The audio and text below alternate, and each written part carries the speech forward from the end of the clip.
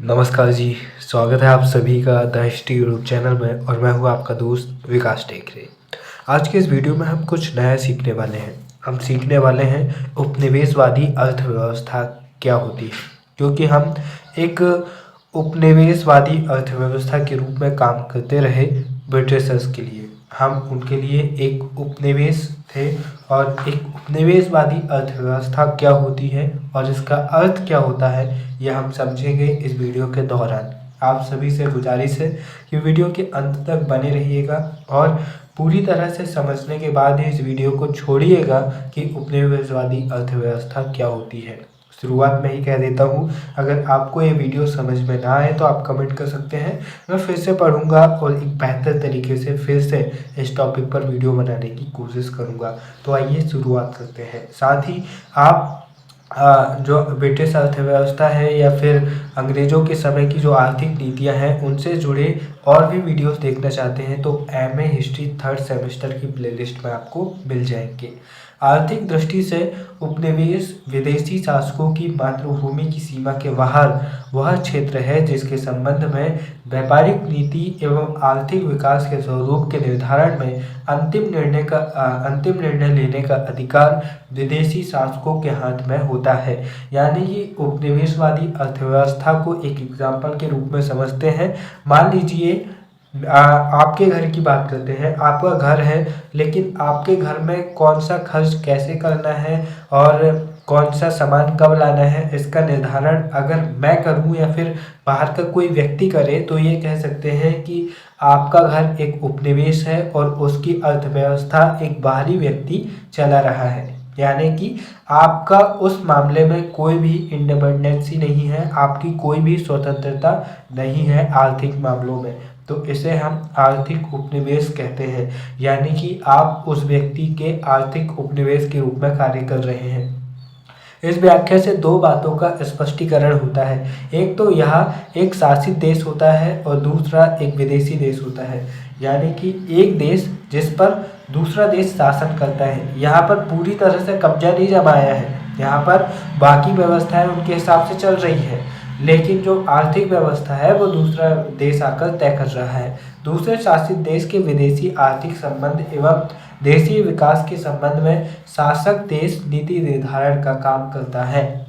जैसे हम भारत की बात करें तो भारत में बहुत सारे राजा अपना राज्य चला रहे थे, वहाँ पर अंग्रेजों ने कोई दखल अंदाजी नहीं की। लेकिन जो भारत के विदेशी संबंध है, भारत की आर्थिक नीतियाँ हैं या फिर भारत की अन्य नीतियाँ हैं, उसका निर्धारण अंग्रेज सरकार और उनके अधिकारी कर रहे थे और इसे ही उपनिवेश कहते हैं।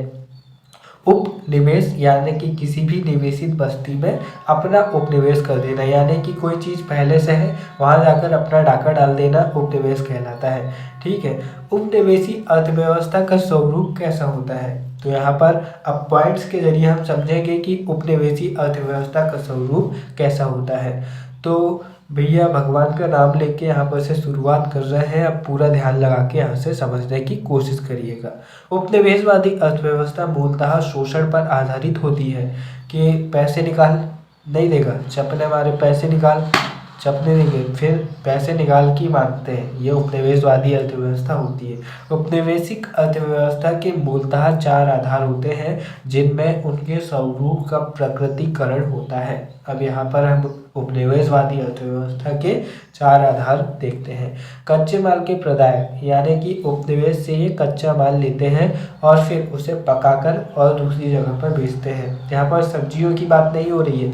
कच्चे माल का मतलब होता है कि स्टील या फिर कपास, चाय, गन्ना, ऐसी चीज़ों से ये फिर प्रोडक्ट बनाते हैं और फिर उसे साथ में यहीं पर लाकर बेचते हैं और दूसरे देशों पर भी जाकर बेचते हैं। उपनिवेशवादी अर्थव्यवस्था में विकसित साम्राज्यवादी देश के लिए यह कच्चा माल और अनाज जुटाने का कार्य करता है। यह इन वस्तुओं की आपूर्ति के लिए स्रोत है। उपनिवेशवादी देश को जहां एक और अपने विस्तारशील उद्योगों के लिए कच्चे माल की आवश्यकता होती है, वहीं स्वदेश के लोगों के लिए विशेष रूप से औद्योगिक उत्पादन में लगी कार्यशील जनता के लिए अनाज की जरूरत होती है। इन आवश्यकताओं को पूरा करने के लिए अर्थव्यवस्था का प्रयोग किया जाता है। उदाहरण के लिए भारत से इंग्लैंड को औद्योगिक क्रांति के लिए जिसका उदय 18वीं शताब्दी में हो चुका था, इन चीज़ों की ज़रूरत थी। उस समय ईस्ट इंडिया कंपनी के द्वारा इंग्लैंड को इन वस्तुओं का निर्यात किया जाता था और आगे चलकर जब ब्रिटिश शासन शुरू हुआ तो इन वस्तुओं की पूर्ति के लिए स्रोत के रूप में भारत का और आर्थिक शोषण और अधिक शोषण किया गया। यानी कि जो भारत है हमारे देश को एक बाजार के रूप में इन्होंने इस्तेमाल किया। अब यहाँ पर हम दूसरा बिंदु देखते हैं, विनिर्मित माल के लिए बाजार। आपको सामान्य रूप में मैं आपको पहले पृष्ठभूमि के रूप में समझाता हूँ तो आपको और मज़ा आएगा। दोस्तों 1453 में कुस्तुनतुनिया नामक एक स्थान का पतन हो गया। कुस्तुनतुनिया मैं आपको मैप में दिखाता हूँ, आइए देखते हैं। सीधा हो जाओ बेटा। तो यहाँ पर ये तुर्की है, ठीक है, आपको तुर्की दिख रहा है। तो यहाँ पर ये छोटा सा तुर्की है, तुर्की का छोटा बच्चा नहीं दिख रहा आपको। इसे ही कॉन्स्टेंटाइन कहते हैं। इसे ही क्या कहते हैं? कॉन्स्टेंटाइन, यानी कि इसे ही कुस्तुनतुनिया कहते हैं। अब यहाँ पर से इधर अपने भारत में आने के लिए और दूसरी जगह नहीं है। उस समय तक इस सुएज नहर का निर्माण हुआ नहीं था। इसे नेपोलियन बोनापार्ट ने बाद में निर्माण करवाया इसका। तो जब अंग्रेज़ों को इससे पहले ये होता था कि जो यूरोप है यहाँ पर सर्दियाँ बहुत पड़ती है, ठंड बहुत पड़ती है, और जो हमारा भारत महान है यहाँ पर मसाले और गर्म चीज़ें बहुत ज़्यादा होती हैं। तो यहाँ पर से जो व्यापारी होते थे वो इस तरह से यहाँ पर यूरोप में मसाले पहुँचाते थे, जिसके कारण ये अपने मांस मतलब कि जो मीट ये खाते थे उसे ज़्यादा समय तक अच्छा रिजर्व रख पाते थे और अपने भोजन को और अच्छा बना सकते थे, और बहुत सारी चीज़ें भारत से इधर यूरोप में जाती थी। लेकिन जब 1453 में जो तुर्क थे उन्होंने यहाँ पर आक्रमण करके यहाँ पर अधिकार कर लिया, तो यूरोप और एशिया का संबंध टूट गया, जिसके कारण यहाँ पर से जो तुर्क में बसे हुए बहुत सारे बुद्धिजीवी थे वो यहाँ पर से भागकर इटली में उन्होंने शरण ली, और फिर धीरे धीरे धार्मिक पुनर्जागरण हुआ, वैज्ञानिक पुनर्जागरण हुआ, बहुत सारी खोजें हुई। फिर इन्हें लगा कि भैया क्यों ना हम खुद ही एशिया के तरफ जाने का रास्ता खोजें, क्योंकि हमें तो चाहिए मसाले, वरना हम जीवित नहीं रह पाएंगे। तो फिर यहाँ पर से जो पुर्तगाल है, यहाँ पर जो स्पेन है, यहाँ पर के राजाओं ने अलग अलग अपने नाविकों को भेजा कि जाओ खोज मारो। तो यहाँ पर से 1492 में सबसे पहले जो कोलंबस आया, तो वो यहाँ पर से होते हुए वो यहाँ पर तो नहीं गया। जो कोलंबस आया वो यहाँ पर से सीधे इधर चल गया। उसने बोला मैं यहाँ पर जाऊँगा, ये भारत है। उसने कहा मैंने नई दुनिया की खोज कर ली, और फिर उसे बाद में पता चला होगा, वो तो मर गया बेचारा। फिर बाद में एक अमेरिगो वेस्पुसी नाम का एक व्यक्ति आया, उसने कहा कि ये नई दुनिया जो है ये आज से मेरे नाम पर अमेरिका के नाम से जानी जाएगी। तब से अमेरिका का नाम अमेरिका पड़ गया अमेरिगो वेस्पुसी के नाम पर, ठीक है। फिर यहाँ पर से पुर्तगाल से एक और आया, बार्थोलोम्यू डियोज आया। उसने बोला मैं जाऊंगा भारत को खोजने के लिए। यहाँ तक आया, यहाँ पर इसकी छुट्टी पुट्टी गुल हो गई कि अब मैं कहाँ जाऊँ। तो उसने यहाँ पर उत्तर आशा द्वीप यानी कि इस केप ऑफ गुड होप की खोज की, इस बिंदु की खोज की, और यहाँ पर आकर इसका काम तमाम हो गया। फिर 1498 में अपना भाई वास्को डी गामा आया। उसे तो पता था कि यहाँ तक जाना है। फिर वो यहाँ पर से मेडागास्कर आया। मेडागास्कर से होते हुए ये कोचीन आ गया, यानी कि केरल में आ गया। यहाँ के जो राजा थे उस समय के क्या नाम था उनका, नाम मुझे याद नहीं आ रहा, शायद जमोरिन था। उन्होंने इसका भव्य स्वागत किया। इस तरह से इन्होंने भारत की खोज कर ली। जब भौगोलिक खोज हो गई तो इसके बाद में धीरे धीरे ये यहाँ पर से आते आते धीरे धीरे इन्होंने अपनी अपनी कॉलोनी डेवलप कर ली। सब कुछ चल रहा था, लेकिन 1815 से 1860 के दौरान इंग्लैंड में कहा गया, यह है इंग्लैंड, यहाँ पर औद्योगिक क्रांति की शुरुआत हुई। बहुत सारे कारखानों का आविष्कार हो गया, बहुत सारी चीज़ें ये बनाने लगे। तो एक तो इनके पास कच्चे माल की ज़रूरत पड़ी और इन्हें अपने लिए एक बाज़ार की ज़रूरत पड़ी। ये पहले से ही भारत आ चुके थे, तो इन्हें पता था कि भारत में सब पूरे बावली टाइप के लोग रहते हैं, यानी कि इन्हें थोड़ा सा भी अपन हिंट दे दो या थोड़ा सा भी लड़वा दो तो ये आपस में लड़ते रहेंगे और अपन अपना काम निकाल लेंगे। तो यहाँ पर ये भारत आए और भारत में अपना कच्चा माल बेचने लगे सस्ती कीमतों में। लो भैया ये शर्ट तो 1 महीने में बनाकर तैयार करेगा ना, मैं तुमको अभी 50 रुपये में ये शर्ट आपको दे दे रहा हूँ। तो जिसके कारण मशीनों से इनका निर्माण बहुत जल्दी से हो जाता था, जिसके कारण इन्होंने कच्चे माल को भारत में लाकर बेचा। पक्के माल को भारत में लाकर बेचा, चाहे वो कपड़े हो या फिर बहुत सारी बेशकीमती चीज़ें हो, शराब हो, वो सभी इन्होंने भारत में लाकर बेचा। और भारत से जो कच्चे माल थे वो इन्होंने अपने यहाँ ले गया और अपने यहाँ अपनी मशीनों में मैन्युफैक्चर किया। तो ये बात थी जिसके कारण इन्होंने भारत को एक उपनिवेशवादी अर्थव्यवस्था के रूप में मुख्य रूप से देखा। ये कारण था जिसके कारण इन्होंने भारत को एक कच्चे माल के रूप में, बाजार के रूप में देखा और फिर अपना जो पका हुआ माल है वो भारत में लाकर बेचना शुरू कर दिया।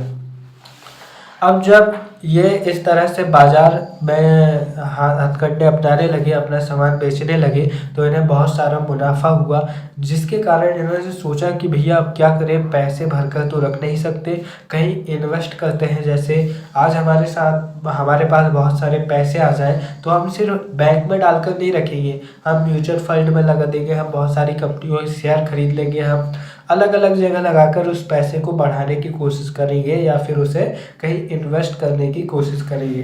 तो कुछ ऐसा ही इनके साथ हो रहा था। जब इन्होंने बहुत सारे पैसे कमा लिए तो अब क्या करें, तो फिर 18 व्यापारियों ने मिलकर महारानी के साथ यह प्लान किया कि अब हम जाते हैं भारत, और भारत में ब्रिटिश ईस्ट इंडिया कंपनी की स्थापना करते हैं। और 1600 में आ गए ये, और 1601 से इन्होंने भारत में काम शुरू कर दिया। और जो इंग्लैंड के व्यापारी थे उन्होंने अपना निवेश भारत में किया, और फिर जो ईस्ट इंडिया कंपनी थी वो उन्हें दुगना मुनाफा देती थी, और दोनों ही आपस में निवेश मुनाफा खेलते रहते थे और शोषण होता था हमारा। तो यहाँ पर ये बात थी। फिर यहाँ पर हम देखते हैं आर्थिक गतिहीनता। तो स्वतंत्रता प्राप्ति से पहले लगभग 150 वर्ष तक भारत में ब्रिटिश शासन रहा। मोटे तौर से इस शासन के पूर्व उस समय की परिस्थितियों को ध्यान में रखते हुए भारत की आर्थिक दशा अच्छी थी। वास्तव में उस समय की बात करें, उस समय के जो अनेक यूरोपीय देशों की तुलना में यहाँ आर्थिक दशा बेहतर थी। ये जो लोग थे जो हमारे लूटने आए थे उस समय भूखे नंगे थे, लेकिन जब लूट कर गए तो ये अच्छे हो गए और हमारी भूखे नंगे होने की स्थिति आ गई। तो देश में खेती की दशा अच्छी थी और अनाज के संबंध में देश आत्मनिर्भर था। यहाँ अनेक प्रकार के उद्योग जो मुख्य रूप से दस्तकारी और छोटे पैमानों के उद्योग थे जमकर चल रहे थे। दूर दूर तक विदेश में इनके बाजार फैले हुए थे। अच्छी खेती और समृद्ध उद्योग के फलस्वरूप व्यापार भी बहुत अच्छा बढ़ा चढ़ा था, और पोत परिवहन के क्षेत्र में भी देश बहुत आगे था, और देश की अर्थव्यवस्था के विभिन्न अंगों के बीच में पर्याप्त संतुलन था। परंतु ब्रिटिश काल में भारतीय अर्थव्यवस्था को गहरी ठेस लगी। इसका भीतरी संतुलन जाता रहा, और इतना ही नहीं, इसका विकास रुक गया, बल्कि देश की अर्थव्यवस्था गिरकर एक निम्न स्तर पर टिक सी गई। यह वह कालावधि थी जिसमें पश्चिमी यूरोप के देशों, अमेरिका, सोवियत संघ और जापान आदि ने बड़ी तेजी से आर्थिक प्रगति की, क्योंकि जो महाशक्ति थी उनका ध्यान तो हमें लूटने में था, तो जो छोटी शक्तियाँ थी वो महाशक्ति बन गई। प्रगति जैसे कि आप एग्जाम्पल के तौर पर देखते हैं, जब रूस और अमेरिका लड़ रहे थे तो उसी बीच का टाइम निकालकर चाइना ने अपने आप को एक महाशक्ति के रूप में उभार लिया, क्योंकि ये महाशक्तियाँ इनके ओर ध्यान नहीं दे रही थी, क्योंकि कोई भी एक बड़ा शक्तिशाली आदमी नहीं चाहता कि उसके टक्कर में कोई आए। इसलिए जब दो बैल आपस में लड़ रहे थे तो एक बछड़े ने अपने आप को बैल बना लिया, और वो चाइना है। अंततः वे विकसित देशों की कोटि में गिने जाने लगे, और इसके विपरीत भारतीय अर्थव्यवस्था इस काल में गतिहीन अवस्था में रही। फलस्वरूप देश में गरीबी और बेकारी बढ़ी, और तुलनात्मक दृष्टि से देश आर्थिक क्षेत्र में बहुत पिछड़ गया। दोस्तों, मैं माफ़ी चाहूँगा कि मेरी आवाज़ आपको क्लियर नहीं आई होगी, थोड़ी लपर लपर होती होगी, क्योंकि मुझे बहुत तेज़ जुकाम हुआ है जिसके कारण मैं ठीक से बोल नहीं पा रहा हूँ, लेकिन फिर भी अपन मैनेज कर सकते हैं। दोस्तों, अब आपको मैं फिर से एक बार हल्के से रिवाइज करता हूँ कि एक क्षेत्र था जहाँ पर से एक समृद्ध क्षेत्र से व्यापार होता था। उस पुल को एक आक्रमणकारी आया, उसने बम लगाया और फोड़ दिया। फिर रास्ता ख़त्म हो गया, फिर नया रास्ता खोजे, फिर धीरे धीरे उन्होंने बाज़ार डेवलप कर लिया, और फिर धीरे धीरे शोषण करने लगे। वो शोषण करने वाले अंग्रेज़ थे, और जिनका शोषण हो रहा था वो कौन थे? वो भारतीय थे। तो उन्होंने शोषण क्यों किया? शोषण क्यों किया? क्योंकि उन्हें कच्चे माल की आवश्यकता थी, क्योंकि उनके पास फैक्ट्रियां खाली पड़ी थी, वहाँ पर सामान बनाने के लिए उन्हें कच्चे माल की आवश्यकता थी। दूसरा कारण, उन्हें अपना पका हुआ माल बेचने के लिए बाजार की आवश्यकता थी, क्योंकि इंग्लैंड के बाद से फिर औद्योगिक क्रांति फ्रांस में हुई, स्पेन में हुई, जर्मनी में हुई, पूरे यूरोप में हो गई। तो वहाँ पर तो सभी दुकानदार थे, तो वहाँ पर वे किसे बेचते, इसलिए उन्हें एक नए बाज़ार की आवश्यकता थी। और वो बाज़ार उन्हें अफ्रीका में तो नहीं दिखा, क्योंकि अफ्रीका बहुत ही गरीब देश था, गरीब महाद्वीप था। लेकिन भारत, जिसकी आर्थिक स्थिति बहुत बेहतर थी, इसे लूटना उन्होंने सही समझा। तीसरा कारण हम कह सकते हैं कि इन्होंने जो बहुत सारा धन कमाया था, उसे निवेश करना चाहते थे, उसे दुगना करना चाहते थे। एक निवेश बाजार के रूप में इन्हें भारत नजर आया। और चौथा, इस समय पर भारत की जो आर्थिक स्थिति थी वो एक उच्च स्थिति की थी। भारत की अर्थव्यवस्था विश्व की सबसे बड़ी और सबसे कीमती अर्थव्यवस्था थी, जिसके कारण, और सबसे बड़ी बात, यहाँ पर एक यूनिफाइड शासन नहीं था। छोटे छोटे राजा थे, कोई गुप्त या मौर्य वंश की तरह एक राजा पूरे एक छत्र राज्य पर शासन नहीं कर रहा था, जिसके कारण बहुत आसानी हुई यहाँ पर आकर इन्हें लूटम पट्टी मचाने में। तो यहाँ पर हमने समझने का प्रयास किया उपनिवेशवादी अर्थव्यवस्था। मुझे उम्मीद है कि आपको वीडियो पसंद आया होगा और कुछ चीज़ें समझ में आई होगी। अगर नहीं समझ में आई है तो कमेंट कर दीजिएगा, मैं फिर से कोशिश करूँगा आपको समझाने की। वीडियो के अंत में बस इतना ही कहना चाहूँगा, जॉन क्विंसी एडम्स कहते हैं, अगर आपके एक्शंस किसी को ज़्यादा सपने देखने, सीखने या मेहनत करने के लिए प्रेरित करते हैं तो आप लीडर हैं। आप लीडर कब हैं? जब आपके काम लोगों को प्रभावित करें, आगे बढ़ने के लिए, मेहनत करने के लिए, कुछ नया सीखने के लिए। तो समझ जाइए आप में भी एक लीडर है। फिर मिलेंगे। जय हिंद।